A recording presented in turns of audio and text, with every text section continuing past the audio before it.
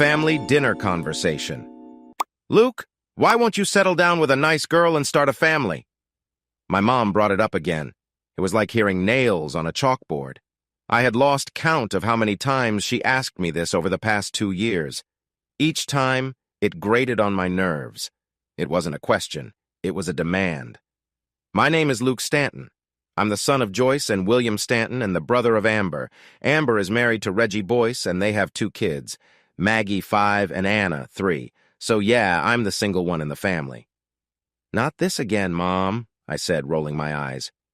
You're not getting any younger, you know, she replied, picking up little Anna for a hug and kiss. Maggie, feeling left out, ran over to me for a hug. I couldn't resist my nieces. They were adorable and innocent. But I couldn't help but feel cynical about what happens as people grow up. Leave him alone, Joyce, my dad said, smiling as he watched the scene. How are you, son? I'm fine, Dad, I replied as Maggie moved on to get a hug from Grandpa. Another symbolic moment, I thought, always moving on to the next thing. Do I need to guess? He asked, holding Maggie. Mom bothering you because you're still single? You got it, I replied, watching my mom shake her head. Whatever happened to that girl Sherry you were seeing? Amber asked with a smirk.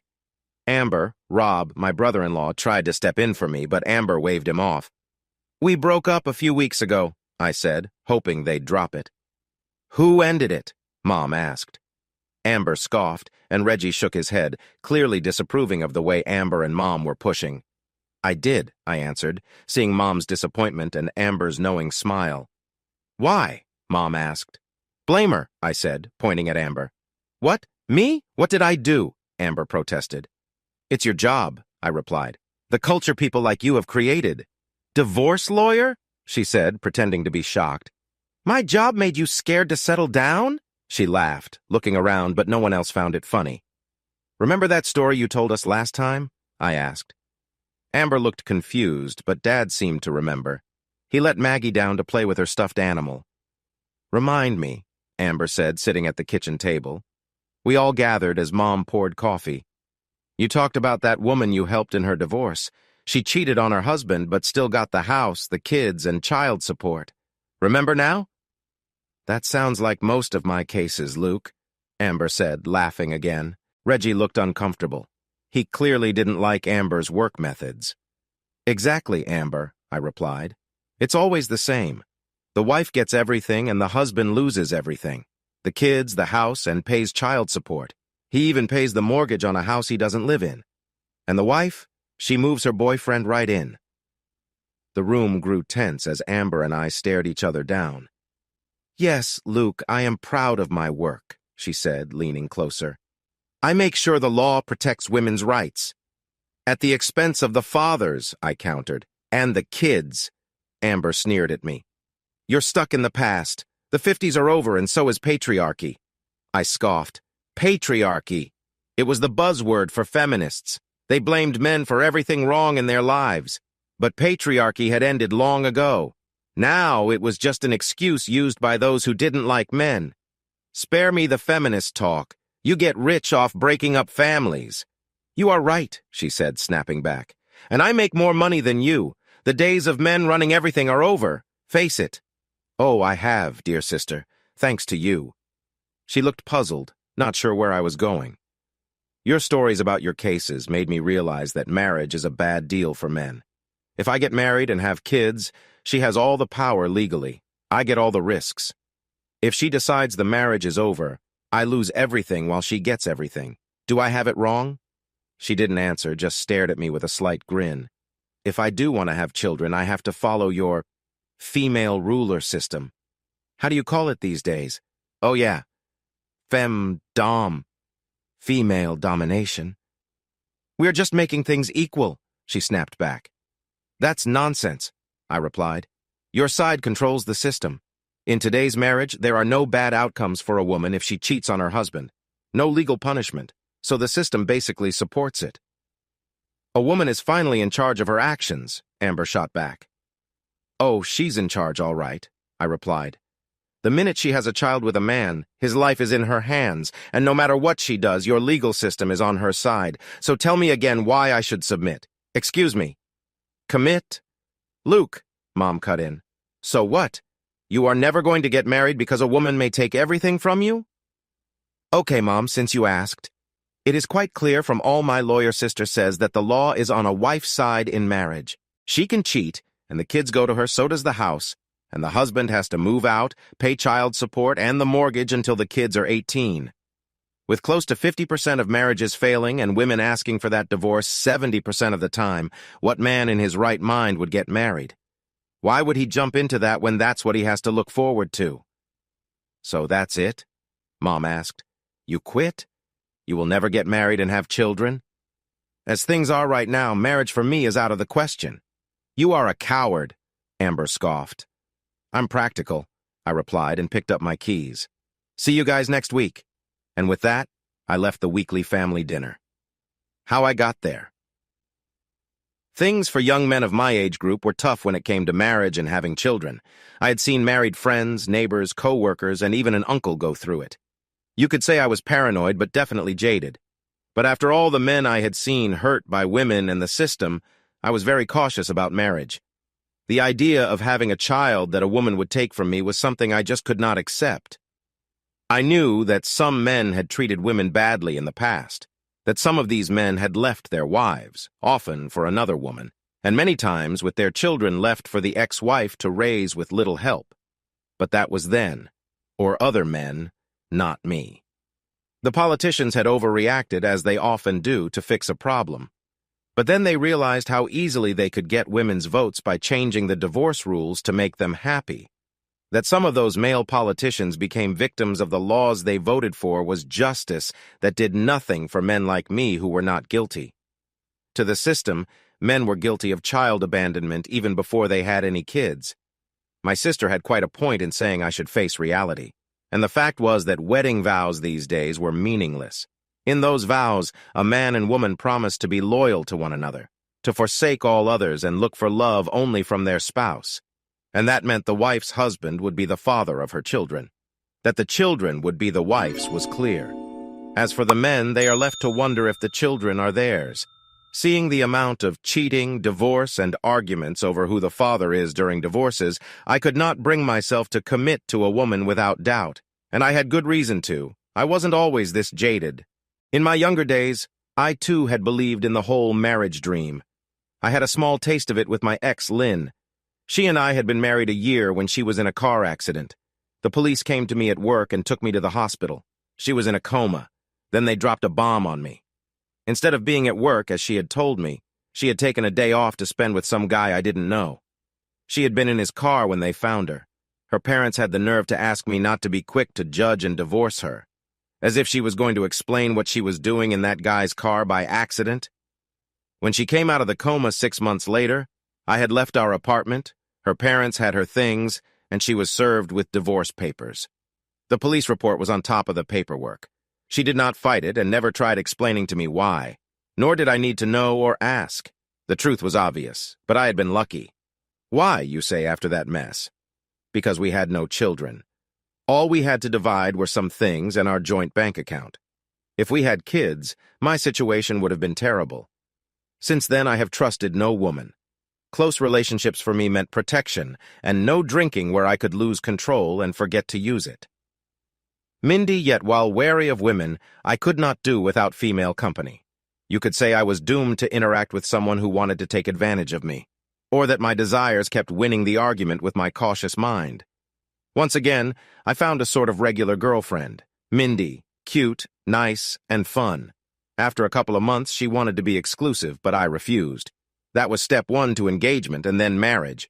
6 months into the relationship, she was starting to talk about commitment. I liked Mindy. Spending time with her was good. Not perfect, but okay. I kept thinking about something an old mentor had said to me that was relevant.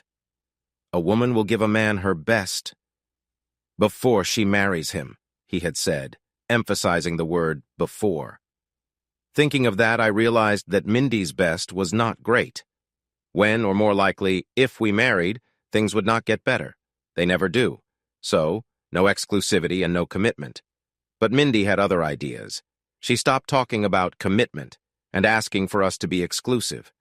Instead, I noticed she was putting in more effort when we were intimate. She was more eager and willing to try new things. This wasn't like the Mindy I used to know. Mindy? I asked, confused. What's with the change? Do you like the new me? She replied. Sure, but I don't get it. What made you change? I talked to a friend who is older and divorced. She said life is too short to hold back. I felt I was losing you and I didn't want that. Plus, it's been fun, hasn't it? Yes, it has, I answered. Good, she said with a smile. Let's keep having fun, as much as we can. So we did. Without the stress of marriage or commitment, I finally relaxed. We didn't move in together or talk about being exclusive, but we spent a lot of time together. We even took a trip to a nudist resort in the Caribbean where we met other couples. Since she wasn't my wife or fiancée, I wasn't jealous when she spent time with other men, and I enjoyed my time with their partners too. After a week, we came back home. On the first leg of our return flight, we were both silent. While waiting for our connecting flight, Mindy finally spoke. Are you mad at me? She asked. Why would I be? I asked back. Because of what we did at the resort. Well, I wasn't just sitting by myself when you were with the other guys. Their wives kept me company. She winced a little but didn't say anything for a moment. Would you want to do it again? She asked. Maybe someday, I replied. She was quiet then, but I could tell she had more to say. I braced myself. Finally, she spoke up. I had fun, she said. I want to do it again. I think we should find clubs that do this back home. Do you agree? Mindy, I replied. We're not married, engaged, or exclusive. If you want to see other people, you can. Yeah, I really said that. Naturally, it didn't go over well.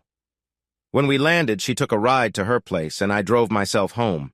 For the record, we had gone to the airport together when we left, but now we returned separately. I didn't hear from her for a few days. Then one day after work, she showed up at my house. Luke, she said, we need to talk. Here we go, I thought. I get it.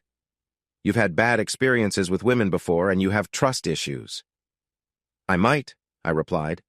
In some ways, I agree with you. You do? Yes, Luke, I understand.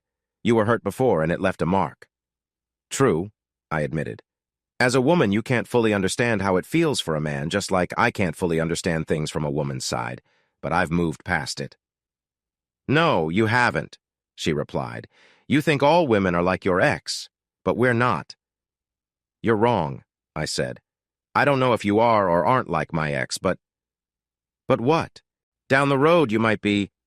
What? She said, sounding hurt. How can you say that? Just listen, Mindy. She stayed quiet, though I could tell she was offended. It's not about what you are now. You're a good person and mean well. But once we have kids, things might change. You may realize other options are out there, and if those kids are mine... If? What do you mean, if? She interrupted, sounding upset. What do you take me for? If they are mine, I continued, I can't risk you deciding to end things and taking them away. Why would I do that? Because you could. And if you did, the law would probably side with you. I'd lose my home and my kids. I'd have to pay for everything. Even if they aren't my kids, I'd still be paying. She was shocked for a moment. Where are you getting this from? She asked. My sister is a divorce lawyer, I explained.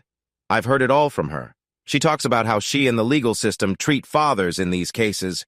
If you look into it, Mindy, you'd understand. So that's it? She said sadly. You think there's no hope for us? No matter what we do?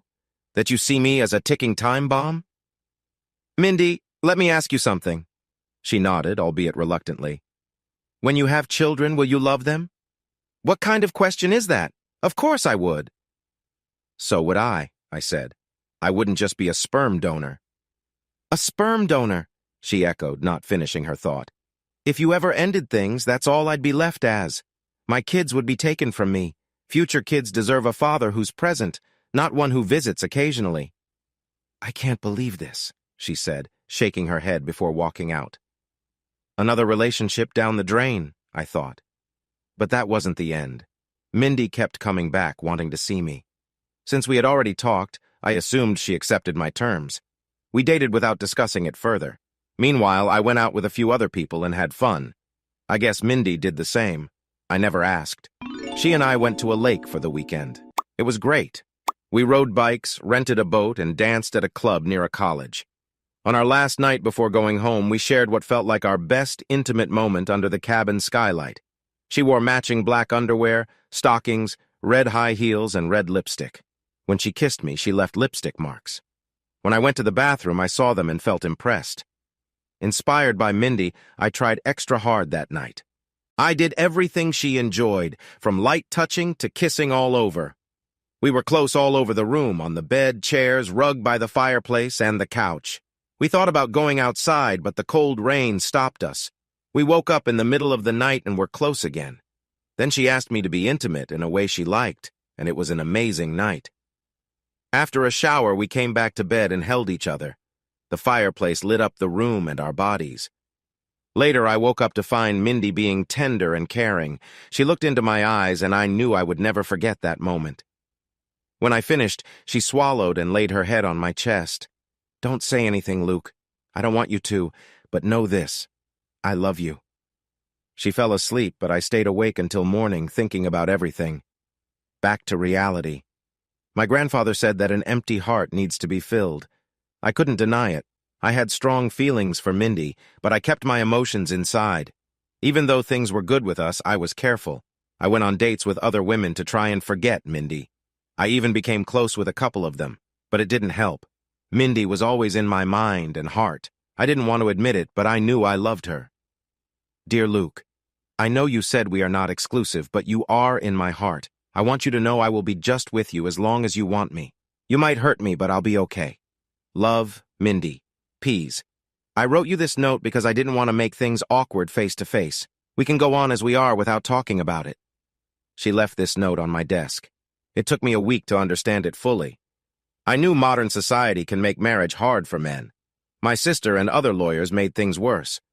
But were all women the same? Could I ignore my feelings for Mindy? Yes. My first wife cheated on me, and my sister was a constant reminder of the issues in marriage. But not all marriages were bad. Not all wives cheated. Many women were kind and loving. A week later, Mindy and I had a date. We had dinner at a nice restaurant an hour away by the beach. We planned to go dancing after. I had a wedding ring in my pocket and planned to propose at the end of dinner. That night, she looked beautiful in a gray dress, white heels, a white belt, and a purse. Her hair was styled nicely and her lips had dark red lipstick. Her eyes looked deep into mine. As I reached into my pocket for the ring box, I heard a familiar voice. My sister. I looked up and saw my sister nearby. She wore a short black dress. She was with a man I didn't recognize, not her husband. I hoped he was a client. "Is that your sister?" Mindy asked quietly. My hopes faded as I saw my sister touch the man's hand. He touched her thigh under the table. "Luke," Mindy whispered. She must have seen my shock and anger. She grabbed my wrist just as I was about to stand up. "Luke," she said softly, "don't make a scene." "Why shouldn't I?" I asked, trying to stay calm. I shouldn't have been surprised my sister would cheat, but it's different to see it happen right in front of me. "Luke, she and her husband have a family and children. If he finds out, he might leave her and break up their family." "Don't you think he deserves to know, to make his own choice?" I shot back. "Luke, think of your nieces. Those girls need both their parents. I bet this is just a passing thing, nothing serious. Many women do that." "Many women do that." Had Mindy, my future wife, really said that? Seriously? I sat still, staring at the woman I had been planning to propose to. A wave of sadness and disappointment washed over me. In just a few seconds, she had crushed my heart with her view on the situation. As mad as I was at my sister, I was even more heartbroken over Mindy. "I won't cause a scene," I said, looking her straight in the eyes. "You're right about one thing. Maggie and Anna need their parents. So I will talk to my sister and see what happens." "Good," she nodded. "I'm glad you see it that way." I waved to the waitress for our bill, and as we waited, I glanced back at my sister. Amber and the guy next to her were still chatting and laughing. She was giggling like a schoolgirl, and he thought he would be lucky later that night if he hadn't already been. My jaw clenched as I looked back at the waitress, handing her my credit card. "Honey, I know this must be tough," Mindy said, holding my hand. But I pulled it away and leaned back, looking at the woman I had almost proposed to. In that moment, I didn't know if I should be furious with my sister or thank her. It wasn't just Amber's behavior that hurt me. Mindy's reaction was even worse. Suddenly, I saw years ahead of me married to a woman who thought what my sister did was just a passing thing. That many women did that. I think she knew I was upset by the way she glanced at me. She was probably wondering if I would make a scene or do something else. I couldn't wait for the waitress to bring back the bill for me to sign. When she did, I left a tip that was higher than usual. I guess I was trying to make up for what I was about to do. When the waitress left, I leaned closer to Mindy. "What my sister is doing and the way you dismissed it is why I can't commit to any woman," I said, making air quotes at commit. I saw the disappointment and sadness in her face. I guess she finally realized what she had done and how I now saw her. All her efforts to show me she was the one for me had vanished in a few minutes. Her lips trembled, and a tear rolled down her face as she shook her head in disbelief. She knew it was over between us, and I knew she knew. I was so disappointed in her. Only my anger at the whole situation kept the pain of misjudging her in check. I said nothing more to her, nor did I wait for her to stand. She had lost the right to be treated special by me. Letting her follow behind, I walked toward my sister's table. When I reached it, I cleared my throat to get their attention. Amber and the vaguely familiar man both looked up, annoyed by the interruption. "What do you want?" he asked with contempt. But my sister's reaction was priceless, one of pure shock. "Luke, what are you doing here?" "I was having dinner with someone," I replied. "Luke, this isn't what it looks like." I just stared at her with more disappointment than anger. She had joked about marriage in conversation, but I had hoped she wouldn't mess up her own. "Do you know she is married?" I asked him, ignoring Amber for the moment. "I don't think that's any of your business," he replied, starting to stand, but Amber grabbed his arm to stop him. "Easy, Derek," she said, as I made a mental note of his first name. "He's my brother." "Oh no," Derek said, finally getting it. "You and I said to my sister, leaning in closer, "we'll talk later." Before I talk to your husband, I thought to myself. And with that, I walked off. Mindy had been waiting for me near the entrance. She knew this situation had pushed me to my limit and that we were on shaky ground at best. Saying nothing to her, I walked out and headed for my car. At that moment, I didn't care if Mindy got in the car for me to drive her home or not. It was her choice. "Luke," I heard my sister yell out to me. "Please wait." Stopping, I took a deep breath to calm myself. Mindy took the chance to catch up to me and walk to the passenger side of the car. I guess she wanted a ride after all. That was all she would get. Then I turned as Amber called my name again and hurried over to me. "Luke, please wait," I heard her say before she got close. "You can't tell Reggie anything. It will destroy him.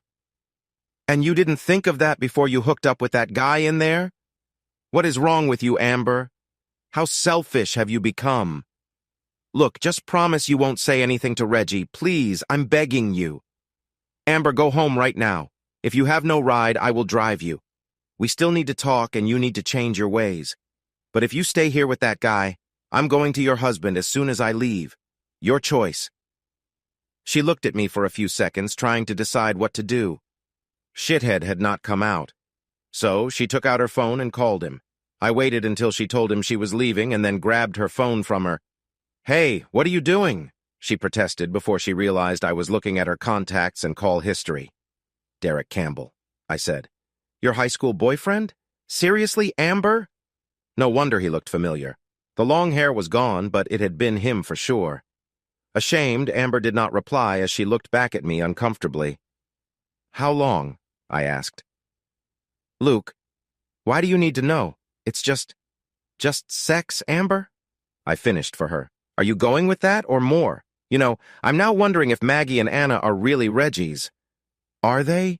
"Of course," Amber snapped. "I didn't go back to Derek until after the girls were born." She had lied before, so I didn't believe her. I decided to get DNA tests for the girls and Reggie. The kids needed to know their real dad, and Reggie shouldn't have to pay for kids that might not be his. "Get in the car, Amber," I said. "I'm taking you home." Amber got in the back seat, and Mindy moved to sit up front. "Sit in the back," I told Mindy. Mindy, my soon-to-be ex-girlfriend, gave me a long look. She knew she had messed up, then went to sit next to Amber. On the drive back, I heard Mindy crying. "What's wrong with you two?" Amber asked. "I failed the test," Mindy said sadly, trying not to cry but failing. "Test?" Amber asked. "What test?" Mindy didn't answer. "I saw in the mirror she was still crying." "None of your business, Amber," I said. "You should worry about your own problems. How long have you and Derek been seeing each other?" Amber was thinking about what to say. Even though she was a lawyer, she was easy to read tonight. I caught her off guard, and she wasn't thinking clearly. If I didn't push now, she would create a believable story. "How long, Amber?" I yelled. "Tell the truth for once." All right, 2 years, maybe a bit more. 2 years.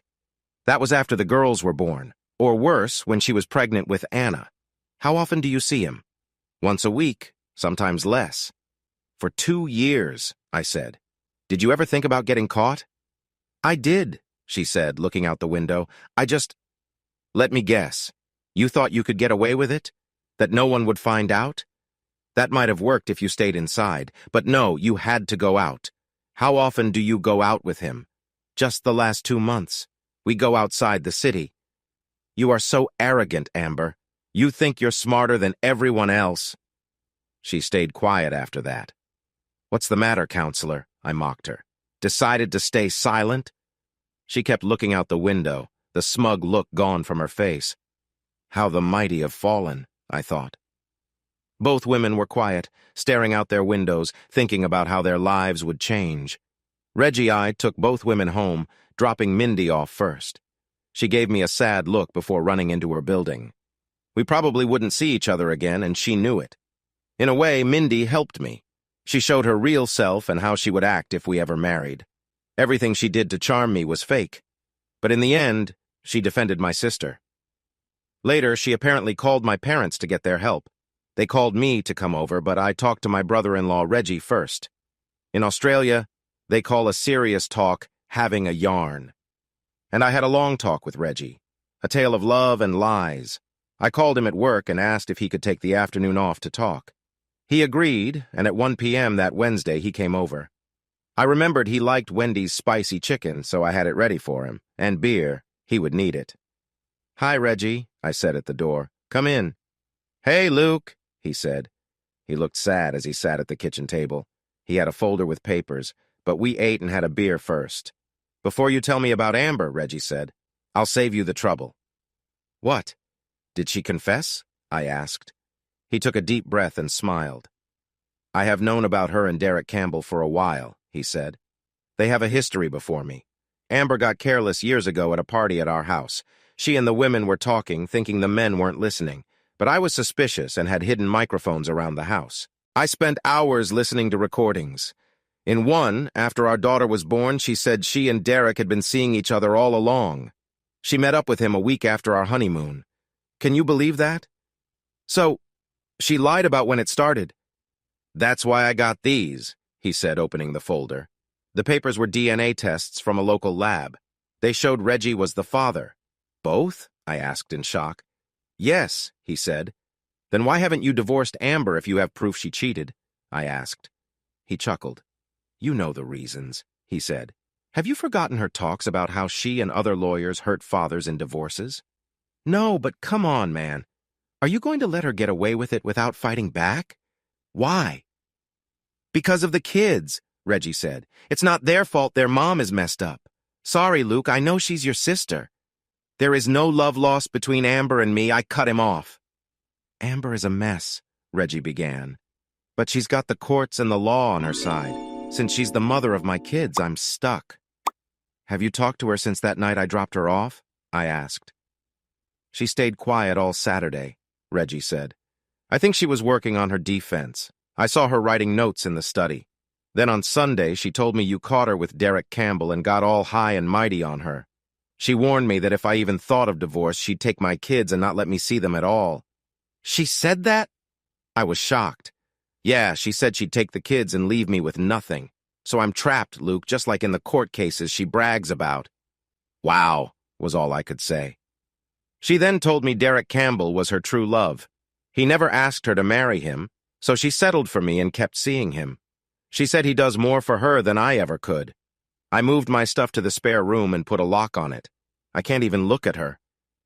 Reggie, what are you going to do when the kids get older and she's still seeing Derek while you stay home? He gave me a puzzled smile. Luke, for my daughters, I can handle 13 years with her, no problem. Why 13 years? I asked. That's when my youngest turns 16 and can choose who to live with by law. You seem surprised, Luke. You think I haven't thought this through? What will you do then? Then I'll divorce her, and since she makes more money, I'll get half of everything. Funny enough, your sister will be working for me. 13 years, I repeated, shaking my head. That's a long time. I won't be alone, my brother-in-law said with a sad smile. I have my daughters. What about companionship? He laughed. You won't believe this, but your sister offered me an open marriage. My lawyer said since she offered it, we'll take it. 13 years is a long time, Luke. We laughed nervously, not feeling any better. I guess, I replied. No need to guess, he continued. I won't take Campbell's leftovers or Amber's pity. Once a woman says she needs another man because you're not good enough, that's it. I may be trapped, but I have my self-respect. I see, I said. When you're ready, I'll tell Maggie and Anna about their mother. The timing is up to you. Thanks, Reggie replied. We looked at each other for a while, and he nodded, knowing I was on his side.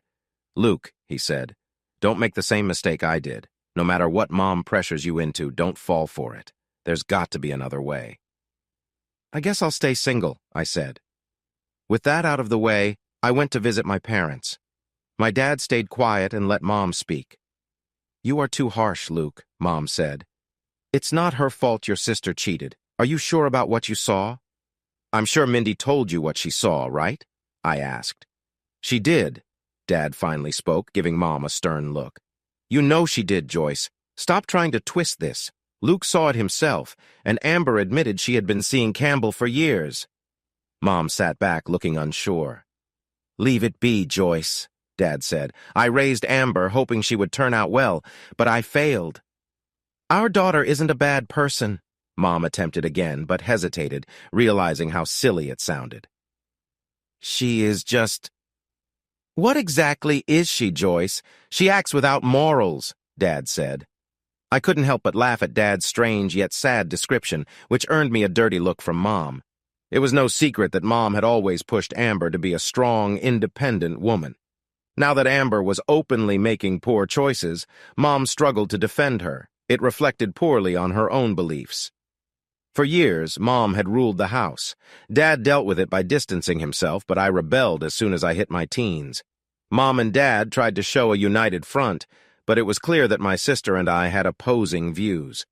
This caused tension until we both left for college. Now the conflict had returned, making both of my parents visibly upset. She is still our daughter, William, Mom replied. Right, Dad said, looking away. As messed up as she is, I still love her. I just don't like what she has become. Mindy said something I agree with, I said, grabbing their attention. Many women today act like Amber. You mean they cheat? Dad asked. Not just that, I replied. But if they do, they rarely get caught. Only about 1 in 5 cheaters do. Why? There are many reasons. Their spouse trusts them, doesn't want to find out, or doesn't care because they might be cheating too. Plus, cheaters know they are doing wrong and plan carefully. Only the careless or unlucky get caught. And Amber fits the profile. She's well-educated, successful, and looks good. She loves attention. Even her business clothes for court are all about showing off. She fits all the markers, and we know it. You too, Mom. My mom looked uneasy hearing about Amber and my troubles. She was educated and respected as a therapist. Even in her early 50s, men still turned their heads to look at her. She had always been attractive. In some ways, she was like an older version of Amber, not just in looks, but also in confidence. I often wondered how she dealt with all that attention. But out of respect for my dad, I never asked. Amber is just like her mother, my father said, walking to the bar to pour himself a strong drink. I saw my mom wince at his remark and turn away. It was clear my dad was comparing Amber's behavior to my mom's. What was that about? I asked my mom. Are you going to tell him or should I? My father said, finishing his drink and pouring another one. Tell me what? I repeated. William, please? My mom begged my dad with her eyes. He stared back at her coldly, something I had never seen before. My mom's lips trembled and she fell into a chair. She put her head in her hands and cried. "I hoped you would never find out," she said between sobs. "But I guess you deserve to know." "Know what?" I asked, looking at both of them. "Years ago, I cheated on your father," my mom said, wiping her tears. "You probably hate me now, don't you?" I was speechless. Were all the women in my life unfaithful? I knew men cheated too, but I wasn't planning to marry one. It was clear that trust issues were common. But why cheat? Why not talk about it and work something out? Why lie to someone you loved? But my own mom, it was hard to believe. "And why do I need to know this?" I asked carefully. "Because, son," my father took over, "I am not your real father." It felt like a bomb had dropped. "What?" was all I could say. "Wait, say that again." Neither of them spoke. They just looked at each other with a mix of anger and sadness. Mom looked away first.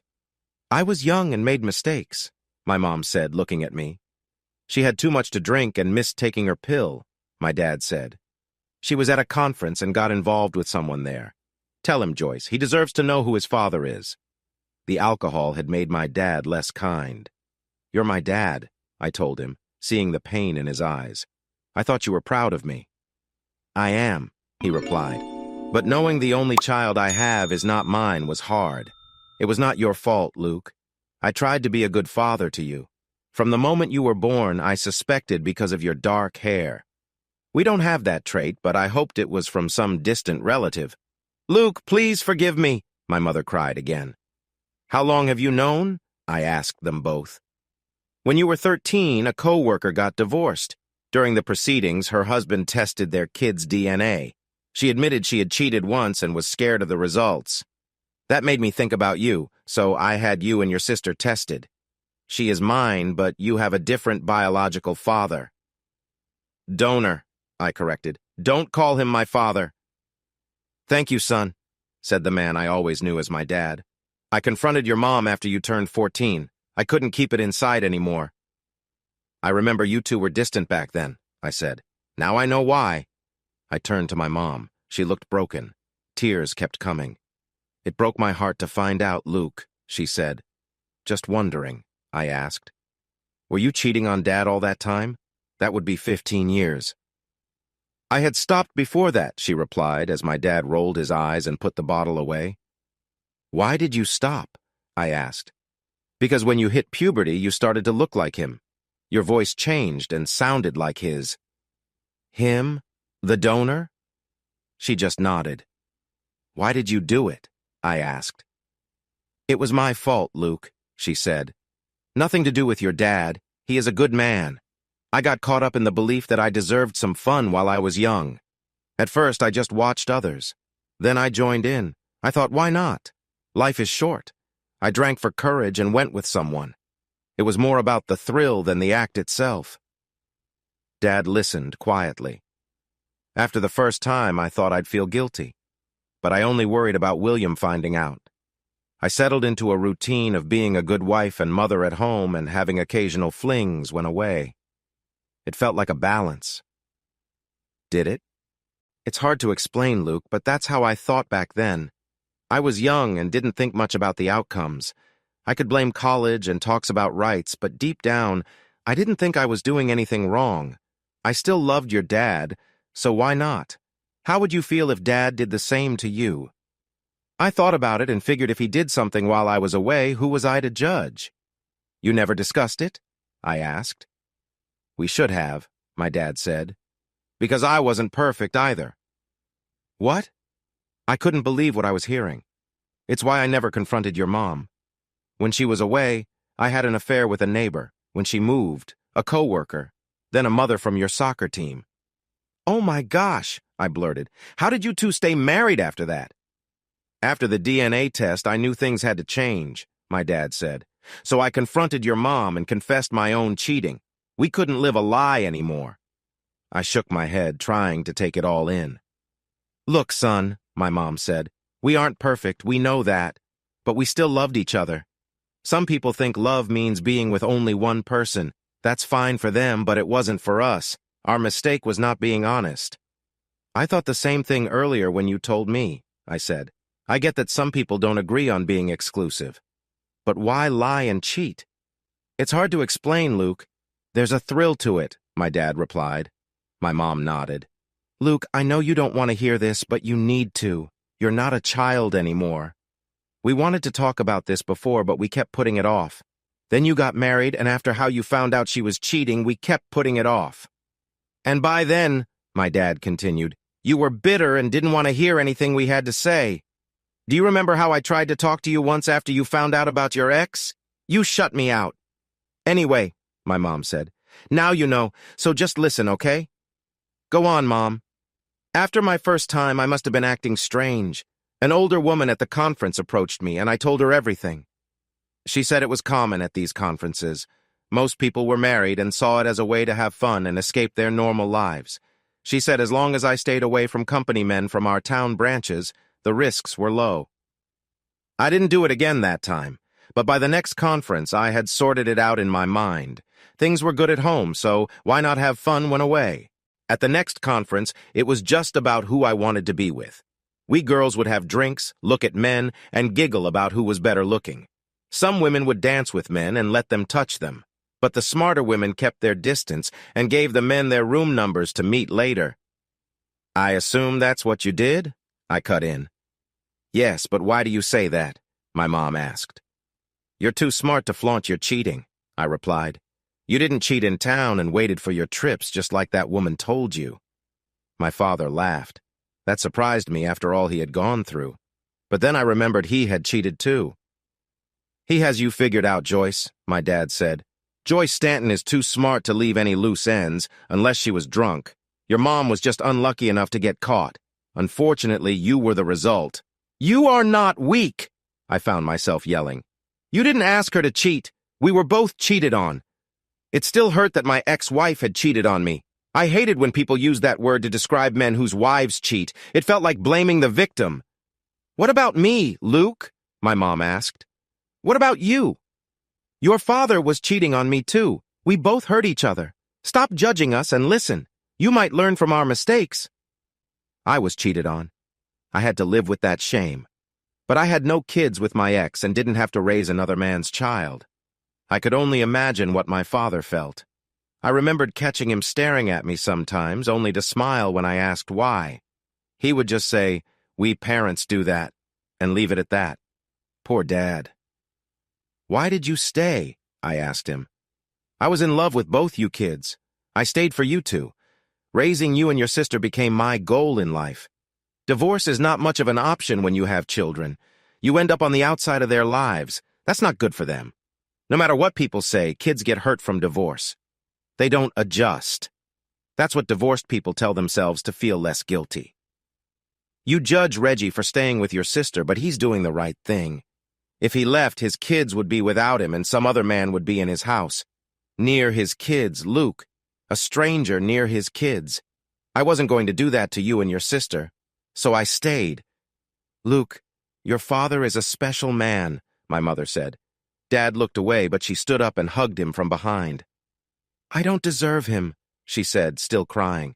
I realized how awful I had been the day you got sick and ended up in the hospital. You were too young to remember. I remember bits of it, I said, thinking back. I was at work, and your father was home with you. You had a fever that shot up to 104. He took you to the hospital, leaving a neighbor to watch your sister. At the hospital, I watched as your father cried and prayed for you to get better. I felt terrible for betraying him. Later, his brother needed a transplant. Your father gave him his kidney. Luke, I have admired your father for years, but I don't deserve him. You are right, I replied. You were wrong. What did Dad do to you that made you think it was okay to be with other men when you were away? Nothing, she replied. I was a spoiled and selfish young woman. Does your age excuse it? I snapped. No, she replied, but it explains it. I was so full of myself. When William told me about the DNA test, I fell apart, she continued. I couldn't face him and just cried. I can't tell you how many times I begged him to forgive me. It took us 2 years of therapy to get close again. Do I need to know this? I asked. Yes, you do, my father replied, speaking for the first time in minutes. You know, son, I get it. You went through something similar, but without children to keep you around. You left your ex and moved on. But I can see that it has left a deep scar on you. You don't trust women, and you don't forgive them. You probably look down on me for staying married to your mother. But by doing so, I raised you and your sister from inside the house, not as an occasional visitor. No, I can never forget what happened, but I forgave your mom just as she forgave me. She messed up, royally. But she had her moment of realization and came to her senses. She admitted she was wrong right away and begged me not to leave and to forgive her. She did this knowing I had also cheated on her. I looked at myself then and was thankful I hadn't gotten any of the women I had been with pregnant. It could have happened to me too, so I decided some compassion and understanding was in order. I know she gave in to the excitement of being with other men while out of town. It has not been easy to get over that. But being a man is often about swallowing your pride to face your obligations. And that is what I did. It took me some time to get past it, if you can get past such a thing. The anger comes up from time to time. I tell you, this trouble with your sister has brought up old wounds. I was about to say something when Dad continued facing Mom. Joyce, I know Amber is your pride and joy, but defending her pissed me off. Unlike you, she doesn't feel sorry and thinks doing whatever she wants is her right. To be honest, she disgusts me. I don't want her in the house anymore. Reggie and the girls can visit, but not her. You can see her on your own time. I understand, Mom said, wiping her eyes with a tissue. I'll work on her, William. But you need to remember that she is our daughter. If you can forgive me, maybe you can forgive her. Please. I could tell my dad wasn't all in, but he nodded to her. You have a point. But remember this. You and I asked each other for forgiveness. We admitted we were wrong. Our darling daughter thinks it's her right to do as she pleases because the law gives her that option. You didn't do that, Joyce. Why didn't you?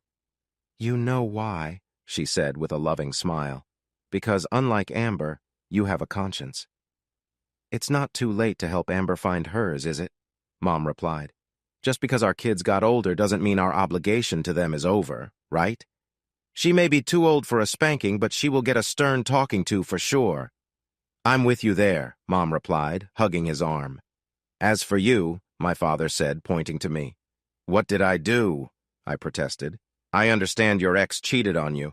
Hearing from the cops that she had been with another man must have been gut-wrenching. When I showed up at the hospital, the two cops who brought you over laughed about it openly. The woman cop was worse than the man, making gagging sounds. Good thing you were in the room with Lynn when that happened and didn't see it. It was my turn to flinch. Still, my father continued, you still carry that with you, son. Lynn cheated on you, not Mindy. What your mom and your sister did is not your problem. It's mine and Reggie's. And what I did is your mom's. It is my problem. I cut him off. It's the reality I may have to face if I get married and have kids with any woman. Mindy showed me a glimpse of that the night we saw Amber and Campbell together. She said not to make a scene and think of Amber's kids and not ruin her family. What is wrong with that? My dad asked. Look how your mother and I stayed together.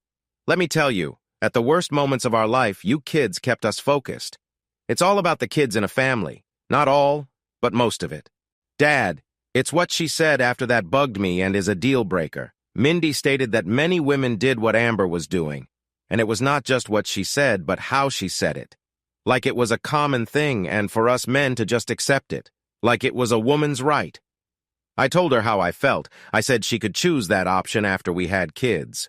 I didn't want to risk it. So she changed her ways. She used love and lies to make me think she was different, to trust her. But Mindy showed me she was just like Amber in a few seconds.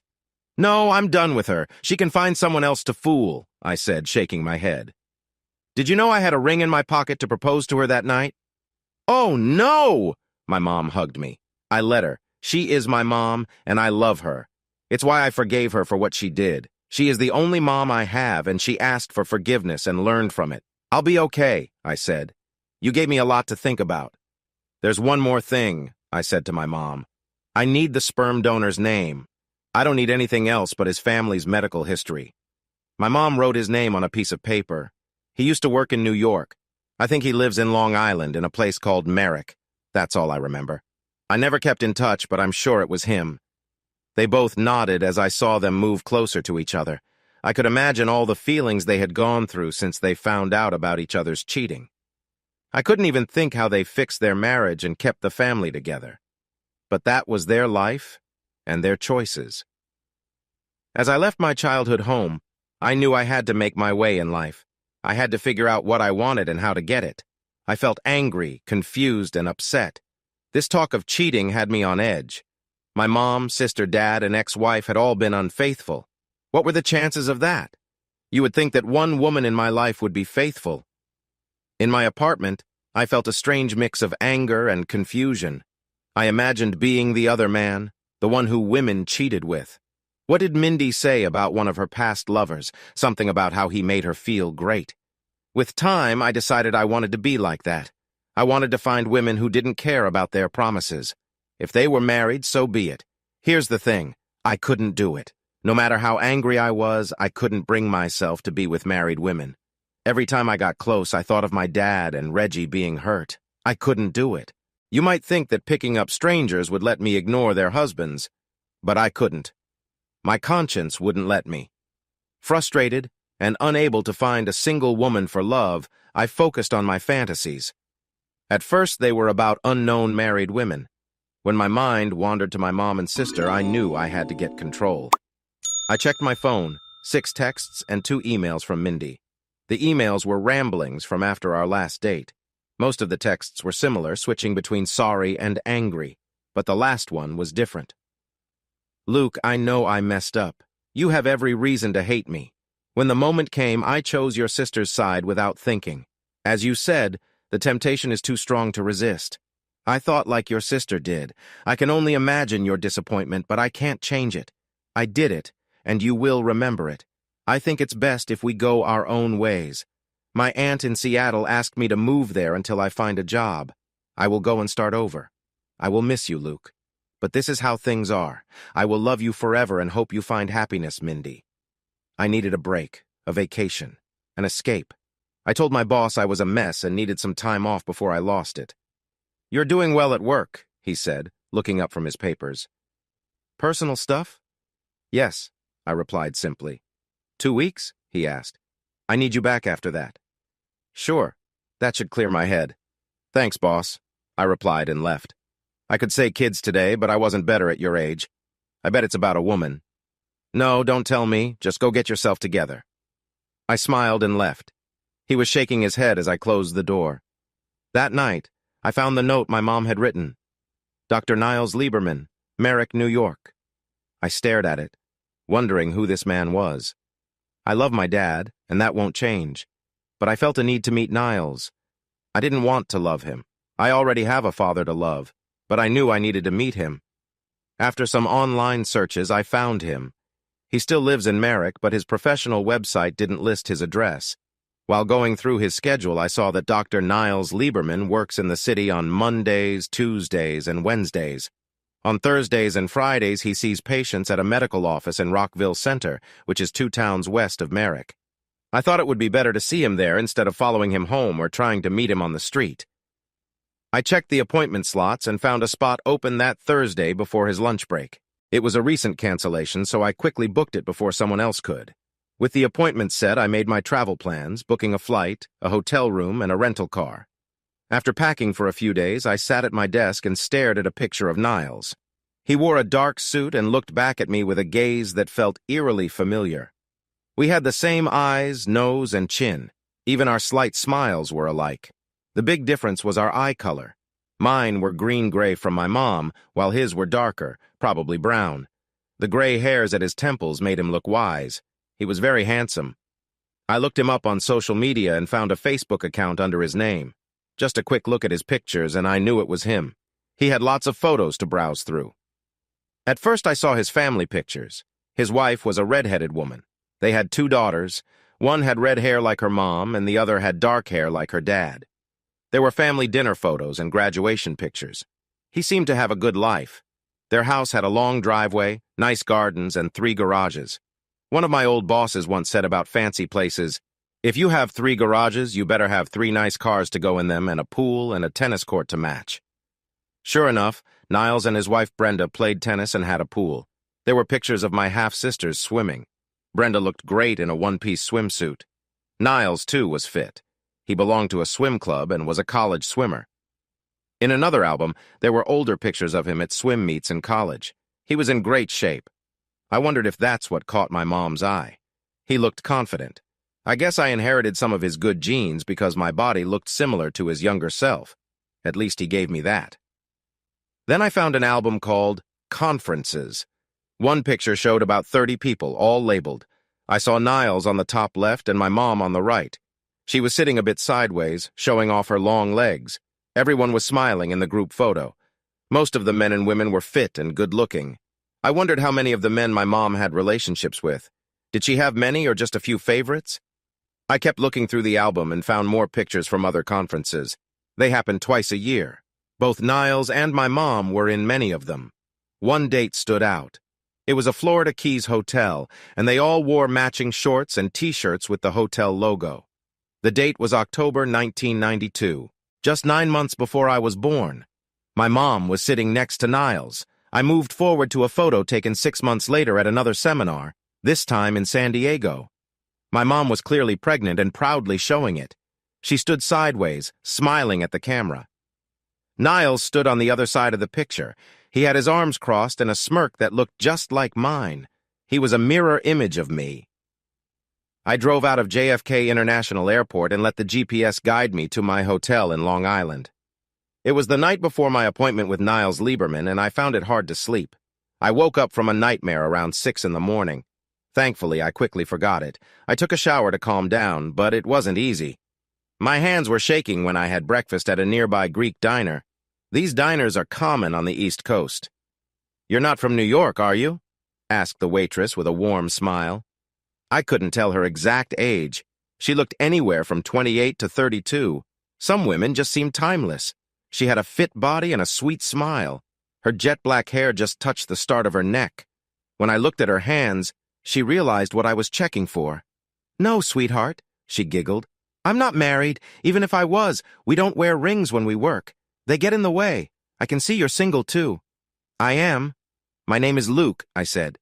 "Nice to meet you, Luke." "I'm Celia," she replied. Her smile told me she was interested.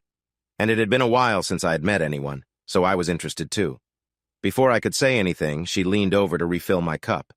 "I finish work at 4 in the afternoon. If you're here then, we can hang out. If not, here's my cell number. Call me and we can meet later. Does that sound good?" From the way we looked at each other, we both knew it was more than good. "Are all women like you in New York?" I asked with a smile. "No, Luke," she said, standing straight. "I'm unique and special. See you at 4. If not, you won't know what you're missing." As I watched her walk away, I thought I might like New York. At least I liked Celia. She smiled at me before I left, and I smiled back. She mouthed the word 4. Unless something happened, I planned to meet her later. I was early for my appointment with Dr. Niles Lieberman. The receptionist, a young woman in her mid-20s with dark skin and bright eyes, looked at me for a moment. She confirmed my name and insurance details. I could see she noticed that the doctor and I looked alike. "You're all checked in," she said, taking the forms I had filled out. "There's a $15 copay." "Thank you, Luanda," I said, reading her name off the desk before handing her my credit card. She seemed curious, but didn't ask any questions. As I waited in the seating area, I noticed her looking at me again, her face friendly but thoughtful. If I wasn't planning to meet Celia later, I might have been interested in getting to know Luanda more. She seemed nice. After a few minutes, a heavy-set man in his 30s came out of a door. "Mr. Stanton," Luanda said with a slight nod. "The doctor will see you now." "Thank you, Luanda," I said, walking past her and giving her a friendly smile. It seemed like she had just realized something and her mouth opened in surprise. "Oh my God," she exclaimed. "You're his." I put a finger to my lips to quiet her, glad she hadn't figured it out earlier. "Please sit down," I heard a voice similar to mine from another room. "I'll be right there. I'm Dr. Lieberman. I see you're a new patient from out of state. What brings you here?" Instead of sitting, I waited for the doctor to return. When I peeked in, he was by a printer, so he didn't see me, but when he turned around and saw me, he froze. I have to be honest, I said. I have a unique case that only you can help me with. He cautiously offered his hand, still staring at me in shock. It must have been more surprising for him, as I knew what was happening. If you won't sit, I will, he said. Mr. Stanton. Please call me Luke, I said, sitting down across the desk. He looked like he wanted to ask something, but wasn't sure if he should. Please sit. Okay. So, what can I do for you today? I have a problem, I said. That's why I'm here. Talk to me. My parents and I had a conversation recently. It left me with many questions. Excuse me, Mr. Stanton. Have you and I met before? No, we haven't, I replied. But I think you know my mother. Your mother? Yes, Dr. Lieberman, I said, opening a folder I had with me. His curiosity grew as I took out a picture of my mother from around when I was born. I also had printed photos of him with her from his Facebook gallery. They were from conferences, both before and after her baby bump. I placed them on the desk, and he looked at all three, then back at me. Are you related to Joyce? He asked. It's obvious that you and I are. My mother is pregnant with me in that picture.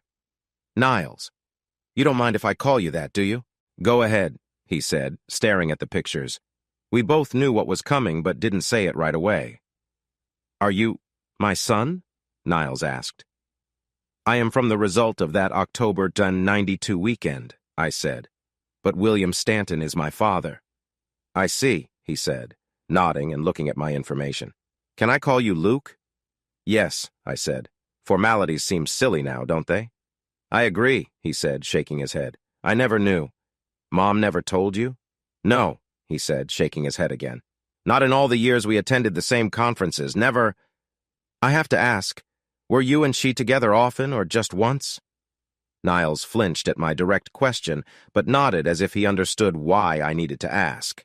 Well, the group we were part of had a tradition of meetings between attendees long before us. It started in the 60s. When younger people like us joined, the others were used to it and got us involved. Has your mother explained this? In general terms. Since my father was present, she didn't go into details. Understandable, he said. So, I guess your father William figured it out? Yes, Dad figured it out early. No one in our family has jet black hair. And he stayed with her and raised you? My father is a good man, I said, sitting up straighter. An exceptional man. I'm sure he is, Niles said, looking back at the photos. The last time I saw your mother was 5 months ago. She didn't say a thing. Do you two still meet at conferences? No, not for a while, he said. But we're still good friends and colleagues. With age, we've stopped participating in those activities. I knew she had children, but she never mentioned this. How long has she known? I mean, how? They both suspected, but avoided the topic for a while. Dad was suspicious and had my sister and me DNA tested. She is his. You were my sperm donor. Niles looked at me, thinking about what I said. I wondered if I would have reacted the same way in his place. In some ways, he reminded me of Mom when she analyzes people. Maybe it's something they learned in those seminars. I can tell you're still processing all of this. How long have you known about me? 2 weeks, I said, leaning back. We had some family issues with my sister, and it came up. All this time, he said, looking up at the ceiling. Why didn't she say anything? My parents dealt with this over 10 years ago, they told me. My dad had also cheated on my mom. They both admitted it. After 2 years of counseling, they managed to fix things. I didn't know Joyce was married when we first got together, Niles said. Back then, professional women insisted on being called by their titles. Asking them about it never crossed my mind. What about when she came back pregnant? I asked. Niles paused, thinking. It was a different time, Luke. People were trying to forget old ideas about marriage and what was right or wrong. Everyone was having casual relationships. We didn't question if someone was married. We just assumed everyone had someone back home, but we didn't talk about it. At conferences, we socialized, danced, and sometimes paired up. Some, like me and your mom, stopped for personal reasons, but we didn't ask questions. I wish she had told me, Luke. Why didn't she tell me? Come on, Niles, I replied. It's obvious. Please, go on, he said. Okay. The first session is free, I joked, and we both laughed. It eased the tension. Despite everything, Niles was a nice guy. It wasn't his fault my mom cheated on my dad and didn't take birth control. My parents decided to keep their life as it was, Niles. They liked their family and didn't want to change things. That simple? It worked for them until they told me, and now here I am. Luke, he said, leaning in, I swear I never knew you existed. I knew Joyce had a son, but I never saw pictures or knew about you. What if she had told you? What would you have done? I would have followed Joyce's wishes, but I would have wanted to meet you. I have 2 wonderful daughters, but you are my only son. I tensed up. Luke, I'm not trying to take your father's place. He raised you. 15 minutes ago, I didn't even know you existed. I understand it's a shock, I said. It was for me, too. My parents went through a lot because of that one weekend you and Mom had. Luke, this might be hard to hear, but what your mom and I did was just for fun. All the women used birth control. We just hooked up. To be honest, I can't remember who else I was with that weekend other than your mom. It was a long time ago. I just stared, trying to understand. Are you angry? You seem tense. Forgot you're a therapist like Mom. Are you analyzing me? No, Luke. I just want to understand and help with whatever you need. My wife and daughters are going to be shocked. Were you married when I was conceived? No, he shook his head. I met my wife in '94 and we married in '95, so I don't have to explain that. Does your wife know what you did at the seminars? No, but she will now. I haven't done anything like that for years. If you tell her, it could end us. Is that what you want? And there it was. Why had I come here? To meet him or to wreck his life? For having sex with my mom who said she was on the pill? For not knowing he had a son? For not being there as I grew up? What did that make me? Watching this man whose genes I shared? He wasn't a monster. He didn't trick my mom. She chose him willingly. How many men had fallen for the same thing? I remembered times I was with women who claimed to be single. How many lied? How many took off their rings, leaving them in their cars? I could have been in Niles's shoes. Hell, I might be and not know it. Then what? No, I'm not here to ruin you. That's not my goal. What then? Money? I wanted to know how it happened, how I came to be. I think I've told you most of it. What do those who don't participate do at seminars now? He chuckled, looking peaceful. We stay with others who don't join in and just talk. We have roommates of the same sex now. It helps. Did anyone feel bad about cheating? Once someone decides to cross that line, they rarely feel bad unless they're caught and lose everything. Some people come to me with guilt, but most don't. I can split them into 2 groups. I listened closely. Those who do it just for fun don't feel as guilty. Not in the same way. And the others? Those who have emotional relationships with others, they know they've betrayed their spouse more deeply than those just looking for fun. Have you ever fallen in love with someone else while you're in a relationship, Luke? No, I said. My ex cheated on me. Her lawyer told me it was just a fling, but by then it didn't matter to me. She has to live with it, not me. I see, he replied. So, you've never cheated on anyone? No, I said. I've only had one serious relationship, my marriage. So what I did with others didn't affect those I was dating. No cheating, no guilt. Good for you, Luke, he said. I'm happy for you. For those of us who cross that line, we have our own way of dealing with it. I looked at my life just like your mom probably did. And yes, I did cheat on my wife like your mom did with your dad. But we never wanted to break up marriages. We met every 6 months or so, just for a bit. We didn't involve everyone at the seminars each time. Did that make it any better? I asked, curious. Luke, do you want to talk about morals or reality? What's your choice? I didn't like the question as answer, but I'd asked, and he was explaining, so I settled back to listen. Not once did I want another man's wife to leave him for me, he said. And I don't remember anyone at those seminars who did. It was just for fun. We had our family lives at home, and then every 6 months we got together with others. And yes, we stopped at a certain point because we didn't want to risk losing our families over it. This might surprise you, but your mom was just a friend, an occasional partner. She was one of many, and I never loved her. She never loved me either. So, a world where people just have fun as they please and exclusive loyalty doesn't exist? Not at all. Many people stick to that. But looking at divorce stats, it's tough out there. Divorce laws don't help much. They keep people busy in my office, but don't save marriages. Don't get me started on that, Niles, I said, agreeing with him. My sister is a divorce lawyer and also cheated. I caught her and she threatened to take the kids from her husband. Oy vey, he said, rolling his eyes. God help us. What? I forgot. You're not from Long Island. Oy is Yiddish, meaning wow in dismay. Hashem means God in Hebrew. We mix it up. We Jews are funny people, but we win wars, so it evens out. We both laughed. You learn something every day? So I'm part Jewish? Yes, but only on your father's side.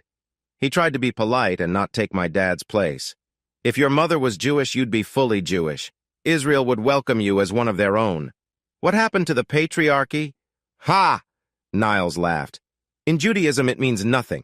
Yiddish again. So how were you raised? Christian. Non-denominational, meaning we just believe in Christ, not a specific church. But we believe in the Old Testament. And your Messiah was Jewish, so you're part of the tribe. We got you. Even with how I got here? Luke, Niles said seriously, I'm not that into religion either. But I think God is not vengeful, and you've done nothing wrong. Your mom and I, on the other hand? Well, you turned out good, right? Mom is more upset about my dad being disrespected than me being born, I replied. She didn't take her birth control. Please tell me she didn't skip it on purpose to get pregnant, Niles asked. No, I said. She got drunk at an event and probably forgot. As you know. Yeah, I know. Skipping one day can make a woman fertile. We looked at each other, both with much to say. So what now, Luke? Well, we can go to lunch after this, I said. Isn't my appointment almost over? Yes, and lunch is on me. You might change your mind after I tell you what's next. It's a good thing Niles wasn't eating when I told him because he might have choked. Still, he took it in stride. I made the 4 o'clock date with Celia. She was an amazing experience. Every young man should meet someone like her at least once. She was older but didn't look it. Older women are different. They're usually confident and know what they want. They don't play games. If they're interested, they show it. And when they do, they appreciate a man who puts in the effort. Celia was wonderful and passionate. She was probably the best I had ever been with. In 2 hours, we did more than most do in a night. We talked, laughed, and connected on a deeper level. While Niles was at home explaining to his family that he had just met a son he didn't know he had, Celia and I got to know each other better. We had dinner and enjoyed the night without any rush. We made a quick stop at Celia's house so she could grab her work clothes and other things for the next day. We had some intimate moments, and I learned a lot about her. She had a son and daughter, both serving in the military. Her husband had passed away in Iraq back in 2008, so she raised the kids on her own. Her son was an Army medic, while her daughter worked as an electrician on a Navy ship. Celia was open to dating and having a good time. She had a couple of boyfriends, but none who were her only partner. Celia asked if we could meet again before she went to work the next day. I wasn't sure what plans I had with Niles, so I said we would just have to see. She looked sad, probably thinking she wouldn't see me again. It's not that I don't want to see you, Celia, I said. I just don't know what's happening with me and Niles right now. That's harsh, Luke, she replied. If you can't call him your dad, just use his name. You're right, I admitted, but I'll call you and let you know what's going on. It's okay, she said softly. I understand. I didn't want to make her feel worse, so I nodded. Then she kissed me goodbye. Though I hadn't known Celia long, I liked her. She wasn't old enough to be my mom, but she had this mature, confident way about her that made me feel good. Younger women usually didn't have that quality. The next morning around 10, Niles called me. We met at a different diner for brunch and talked. My thing with Celia was new, and I wanted to keep it separate from Niles. Luke, I talked to my family about you last night. How did it go? It was rough at first until they found out your age. So, Brenda knows you came before we were married. She's a bit worried and wants to meet you, so do my daughters. Are you sure they're ready? If you promise me you won't mention the seminar meeting or anything about it, he said. Break this promise and we're done. I've been honest with you. All right. Deal. How did you explain it to them? Since you're family now, they're your family too, he said. I told them the truth. An encounter that led to a pregnancy I didn't know about until yesterday. Accurate enough without talking about the seminar. Anything I should know before I meet them? Are you free today? He asked.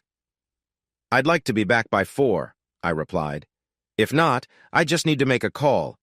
You know people in New York? Niles, I know we're related, but I'm a bit too old for you to be asking where I'm going. He laughed. My bad, he said, still smiling. I forgot.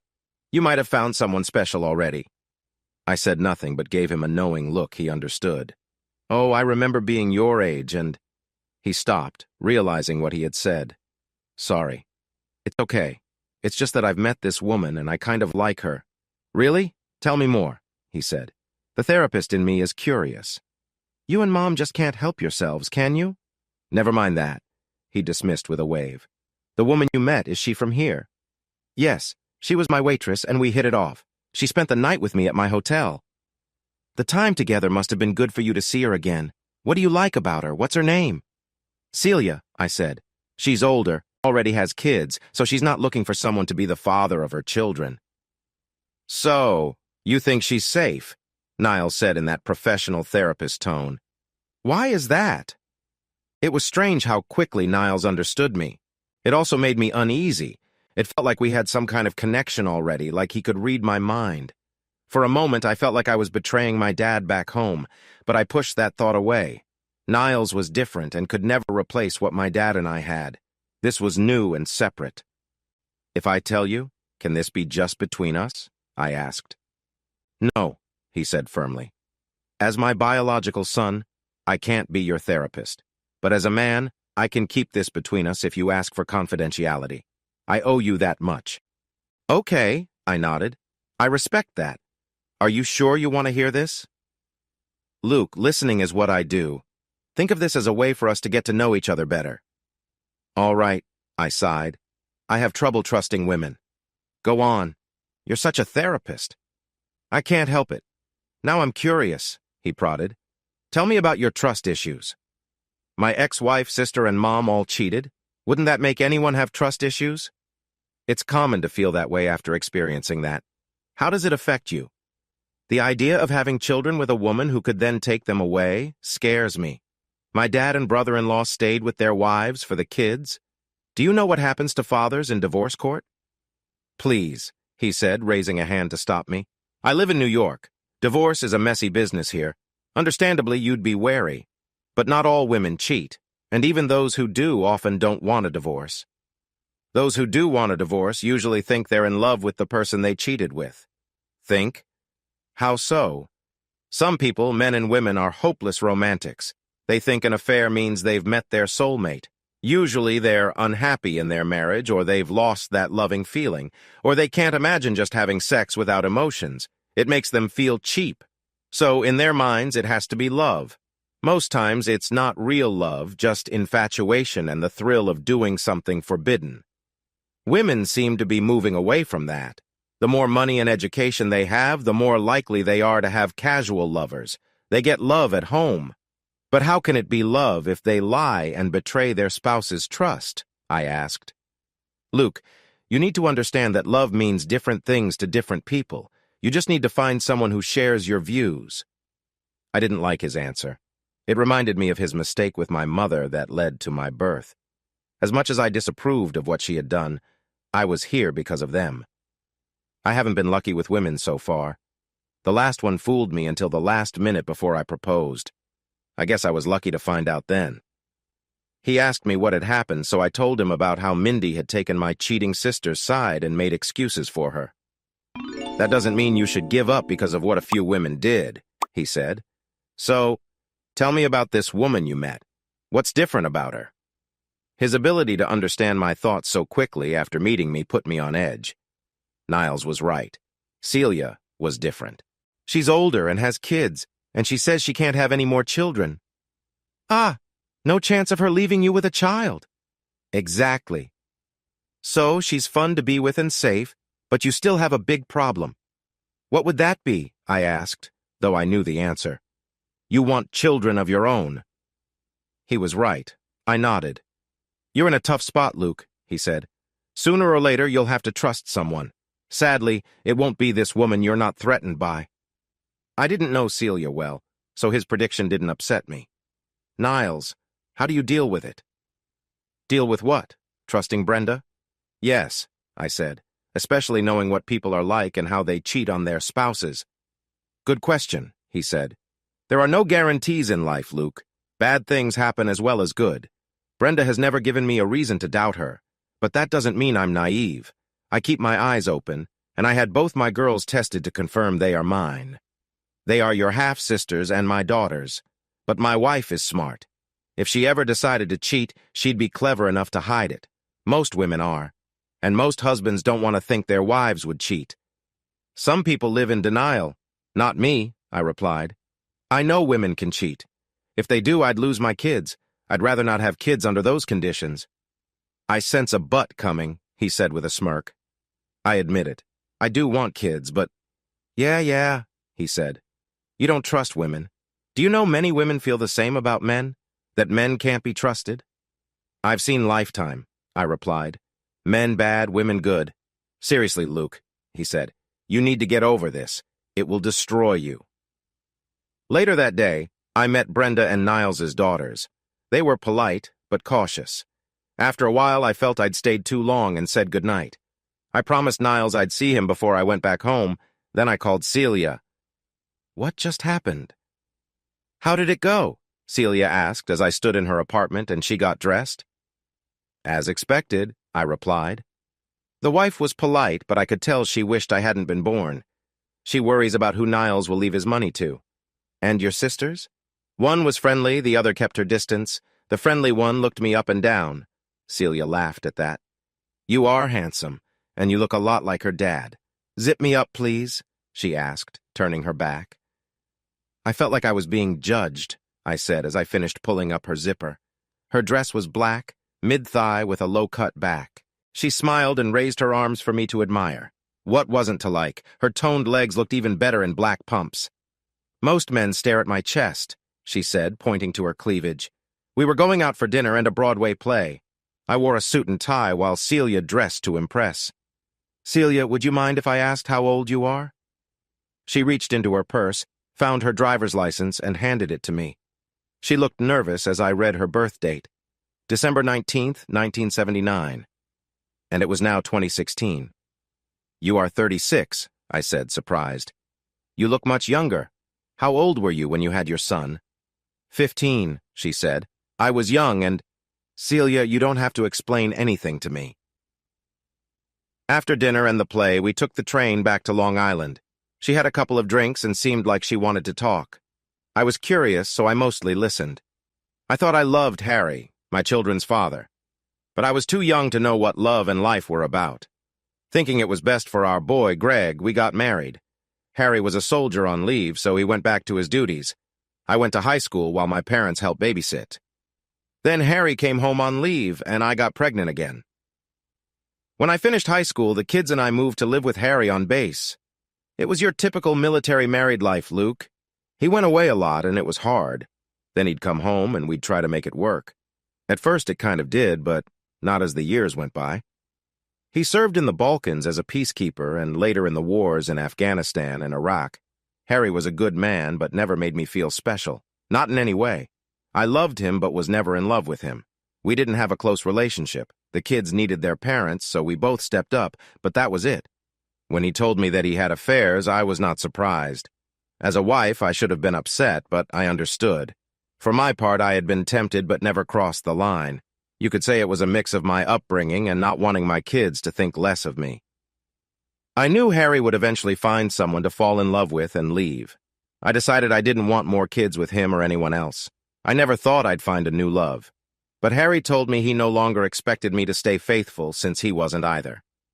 So, I had my tubes tied, as I told you, and did some thinking. No longer bound by our vows, I just made sure not to get caught by the kids. Until Harry and I got divorced, that is. With that out of the way, I had some meaningless encounters. I made up for years of being alone. Not every night. I still had 2 kids. But there were other wives in similar situations, wives who watched my kids if I watched theirs when they went out. Most of the encounters were boring or bad, only occasionally good. I had all sorts of partners, single soldiers who were lonely, men of different races, and even some visiting foreign soldiers. I had never experienced life with other men, so I made up for it.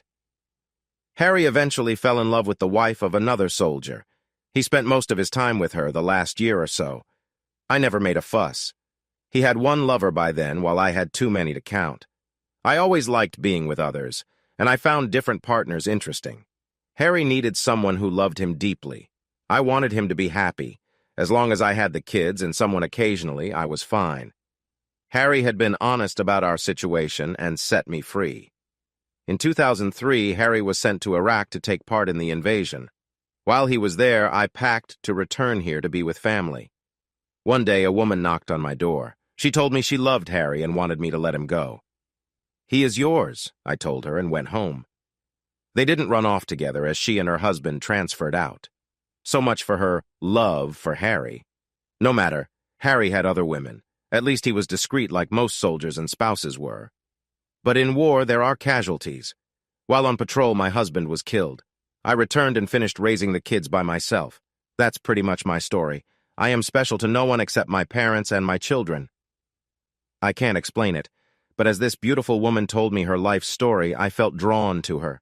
The rest of the evening made that feeling stronger. It wasn't just her looks or how she acted with me, it was something else, something I would not understand until later. Celia and I woke up early that morning in my hotel bed and were close again. She woke me with a touch, and then stayed close to me in the early morning light. When I reached for the light, Celia stopped me and rested her head on my chest. I felt her tears and respected her feelings, wondering what made her so emotional. "Go ahead, call it clueless. We men can be that sometimes. I would get it later that day." "More," she whispered. "I want more. Hold me close so I remember you after you're gone. Take all of me, Luke." It was the way she said it that touched me deeply. It scared me because, for the first time, I found a woman I didn't feel threatened by, a woman I liked a lot. Take all of me, Luke. But I had to go back home to my job and life, while Celia had her life in Long Island. When I came out of the shower, she was gone. On the mirror, she left a red lip mark and a note. "Please take care of yourself. Thanks for making me feel special." Niles and I were supposed to have lunch one last time, but one of his patients had a crisis, and he had to go. We made plans to stay in touch and meet again. By the way he held my hand, I knew he meant it. I got soft and let him hug me. So there I was with 3 hours before boarding. It took 3 seconds for my mind to be on Celia again. I tried to make sense of it, denying that she was more than just beautiful. I even got in the rental car and started driving toward the highway. Almost at the entrance ramp, I turned around and headed back to the diner where Celia worked. She usually parked out back, so I didn't check for her car. Had I done so, I would have known she was not at work.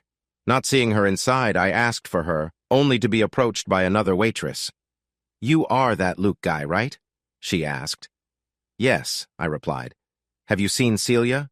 "She came in, said she wasn't feeling well, and took the day off. What did you do to her?" "Nothing to make her do that." "Nothing, my foot. She walked funny, I can tell. You men are such idiots. You don't understand what makes women tick." "I agree about that," I replied. "I don't think I ever will," I confessed. "Go on," she said. "I need to cover some of her tables, and that's your fault." I pulled out my wallet, took out 3 $100 bills, and handed them to her. "One for each of you working today," I said, looking straight into her eyes. "Make sure the others get their share." "Scram!" she yelled louder than necessary, but still took the money and stuffed it into her pocket. By the counter, her boss was reaching for her phone, probably planning to call the cops, but as I passed by with an apologetic look, she just frowned. I quickly left and dashed to my car. I was at JFK Airport right after the security check when my phone rang. It was Celia. "Bad time?" she asked. "No, I have a few minutes before boarding." "How are you?" "You went to the diner looking for me," she said cheerfully. "Luke, that's so sweet." "You're worth it," I replied honestly. She paused for a moment. "Luke, I had a great time with you," she finally said, her tone becoming serious. "It's a shame we live so far apart. Now that you have family in New York, you can look me up next time you're here." "I definitely will, Celia," I promised. "Maybe you can come visit me too." "Sounds interesting. Call me when you get home so I know you're safe." Something made me ask, and to my surprise, she didn't turn me down.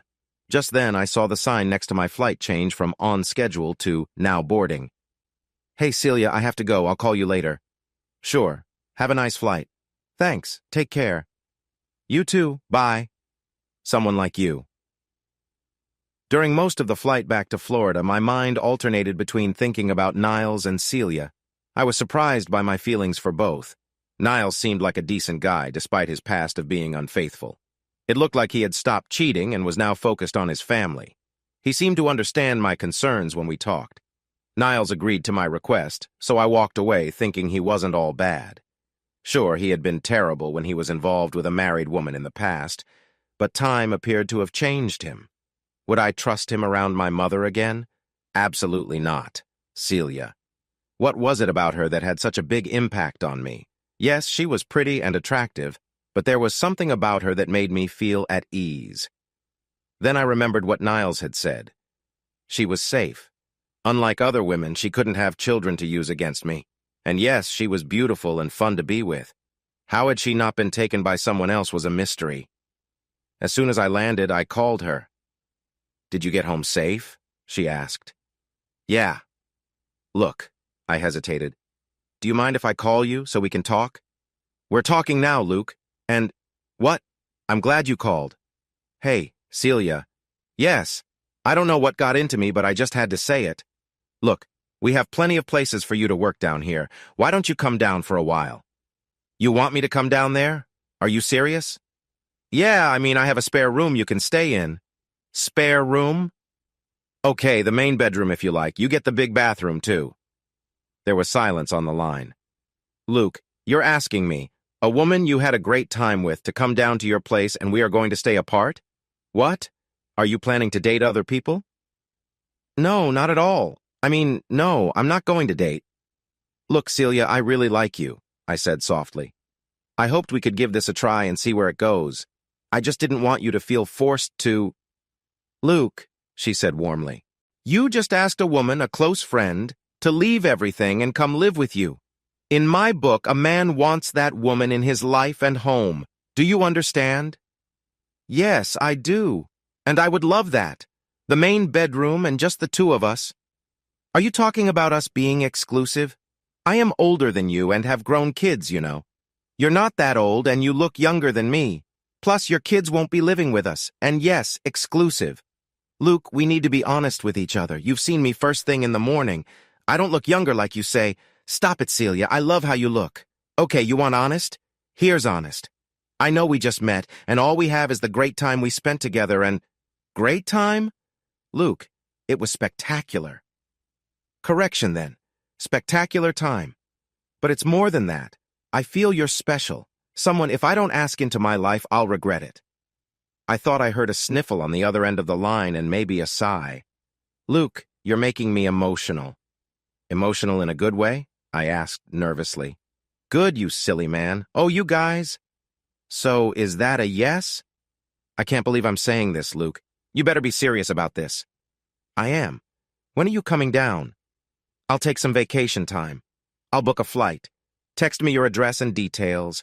I'll sort things out on my end and come visit for a couple of weeks. You have that long to convince me to stay. You won't regret it, Celia. I better not.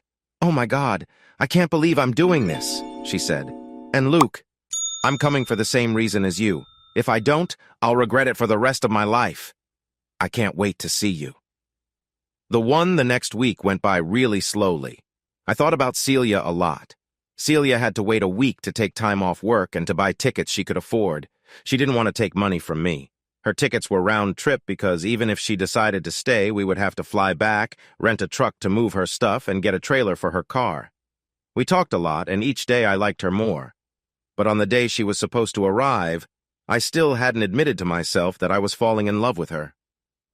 On the way to the airport, I had one last moment of clear thinking. If things worked out with Celia, she couldn't give me children. By this point, I was lonely, and my desire for kids and lack of trust had hurt my chances with other women. A life with Celia meant having someone to share life with, but no kids. Thinking of my sister's kids, I realized they would probably be the only children in my life from then on.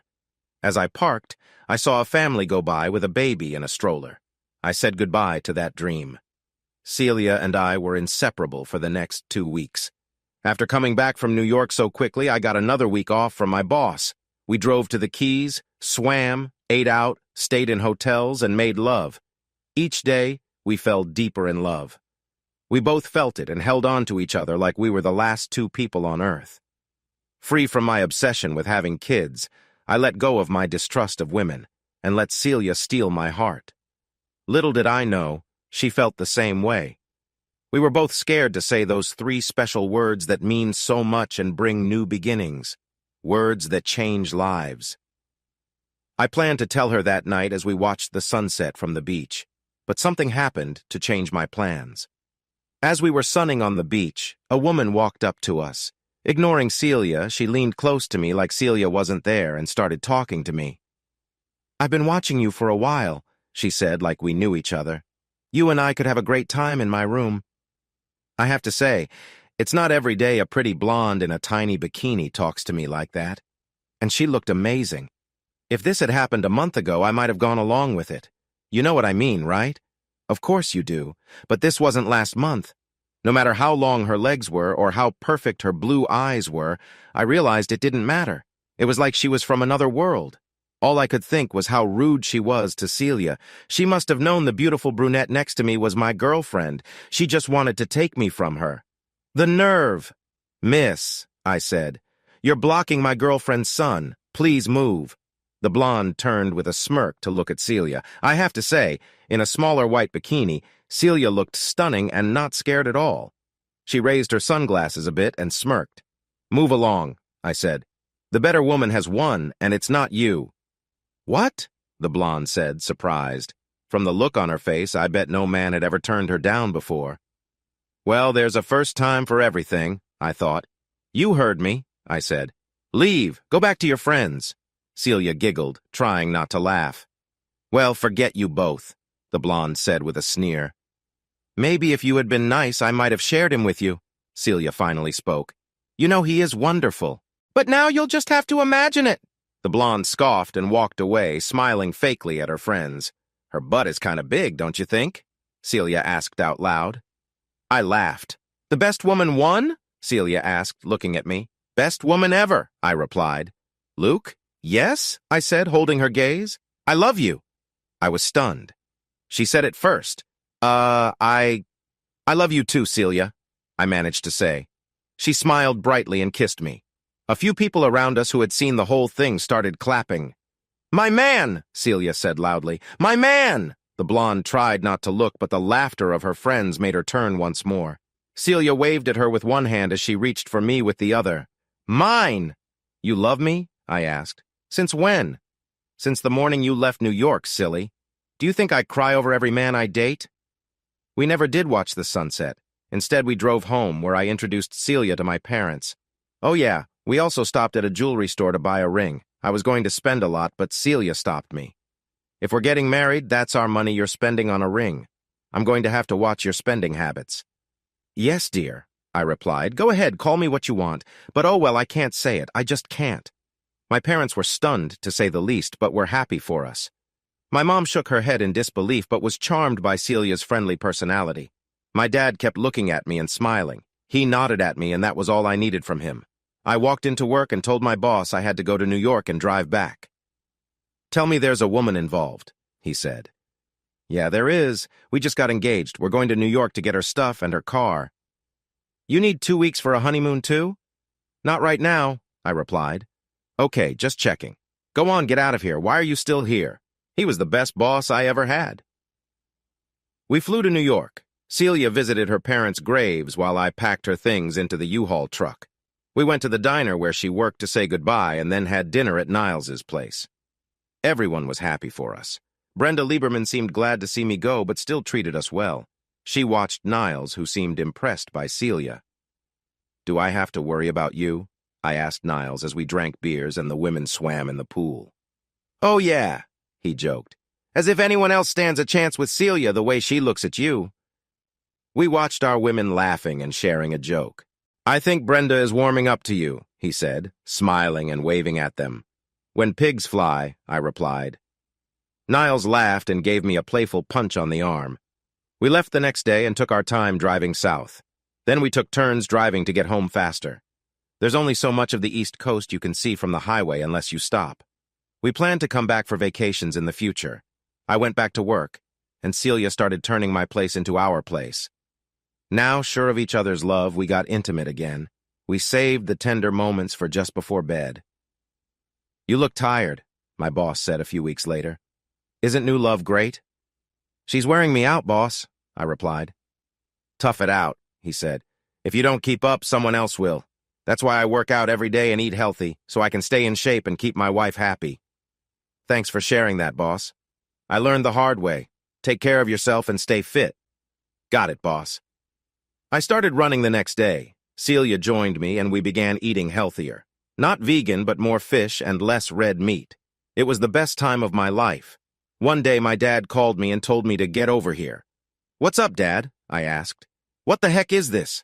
he said, waving a check and a letter at me. "Well, it was a tree before it was made into paper. Did I get it right?" "Don't be a smart aleck. It's a check from your biological father." "Really? How much?" "Read this letter," Dad said, handing it to me. "Dear Mr. Stanton, I recently met your son, Luke. He is an impressive young man. It is clear he has turned out well because of your good example and care. I can't apologize enough for the trouble I caused you, and I can't thank you enough for staying with Joyce to raise Luke when you could have left. I won't make excuses for what Joyce and I did. I'll get to the point. You not only raised Luke, but you also bore the financial burden that should have been mine. My accountant calculated that the cost of raising Luke was about $500,000. Half of that is Joyce's share based on what Luke told me. So my share is $250,000. Mr. Stanton, this is a one-time offer to make things right and apologize. I didn't know Joyce could get pregnant when we were together. Luke, a fine young man, is here now, and you should be proud of him. Sincerely, Niles Lieberman. Wow, Dad, that's more than I thought he'd give. The money is going into a trust fund for you and your future kids for their education. And if you never have any, you get it at 50. I don't need Lieberman's money, Luke. That's generous, Dad. Are you sure? I'm sure. One more thing, Luke.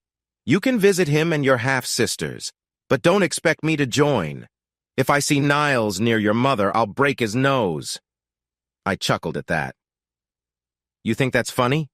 Dad said, annoyed. Brenda Lieberman said something like that when I saw her. If she sees Mom near Niles, she'll scratch her eyes out, she said. Smart woman, Dad replied. But then she married Niles, didn't she?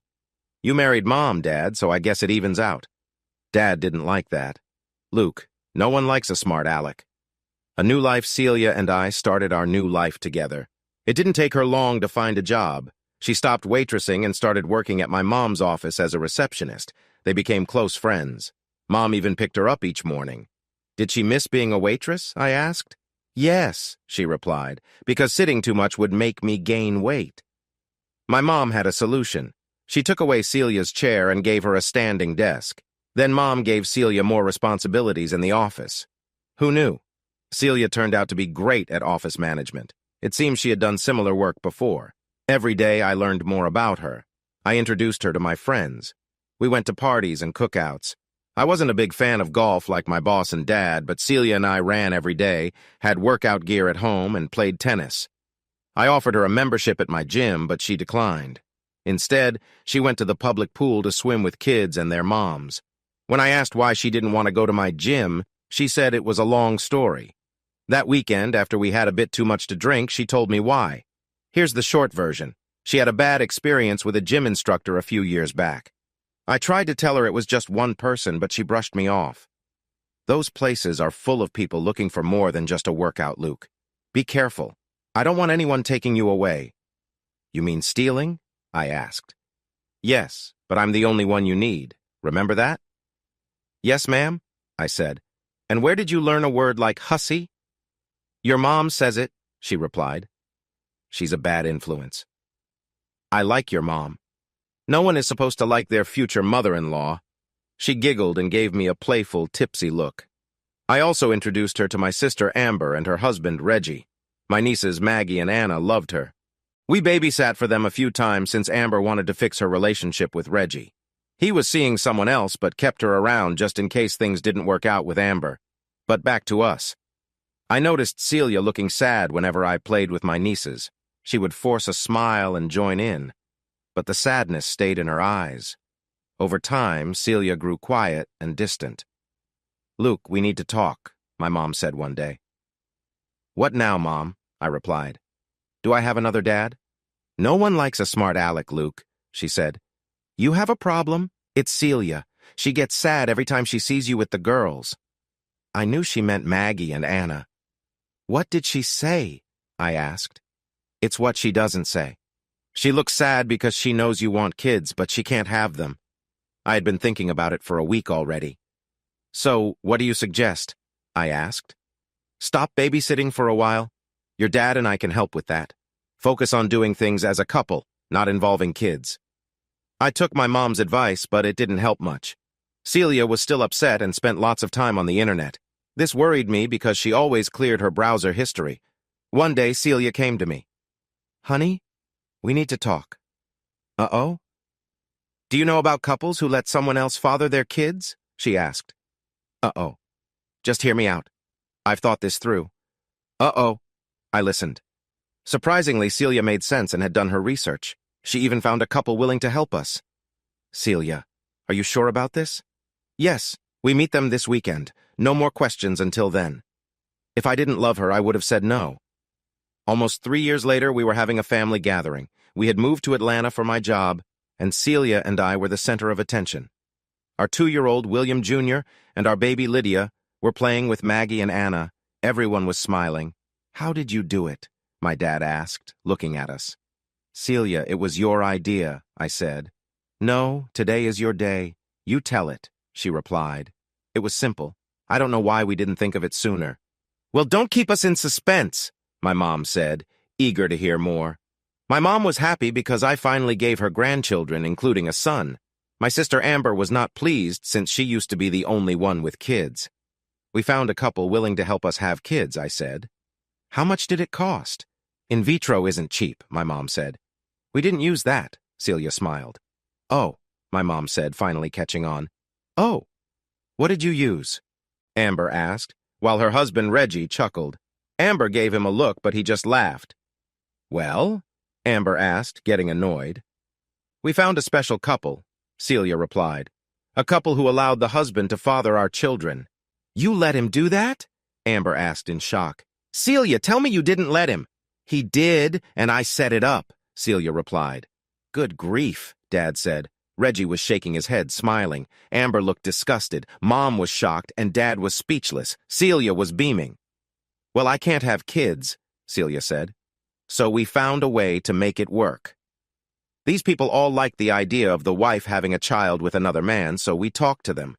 They agreed, and we met with lawyers to sign the papers. "What papers?" Amber, being the lawyer she was, asked. "Here's the contract," Celia said, handing a copy to her curious sister-in-law. "Oh my God!"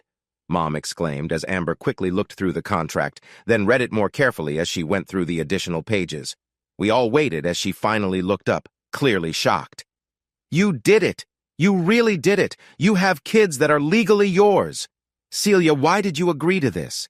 If you get divorced, he gets the kids and you don't." She said "he" about me almost with anger.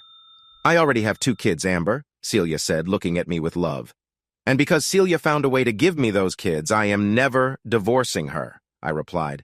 "Where would I find another woman like her? She is perfect."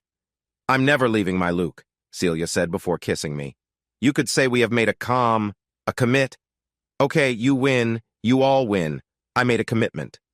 "Don't say never," Amber replied, giving Celia her card. "If he gives you any trouble, call me. I'll represent you for free." "I know what that means, Amber," Celia replied, ignoring Amber's offer. "You jerk," Amber said to me. "You finally did it. You found a way to make it work." What's up, story lovers? This is the Story Guy, and if you're hungry for crazy tales and mind-blowing narratives, you've come to the right place. Don't forget to smash that subscribe button so you don't miss out on our weekly dose of crazy cheating stories, fun fiction and gut-ripping comedy from around the world. But that's not all. We also create our own original stories, and trust me, you won't find these anywhere else. Want even more spine-tingling reads? Head down to the description and grab our exclusive story collections. Thanks for watching, and I'll catch you in the next video.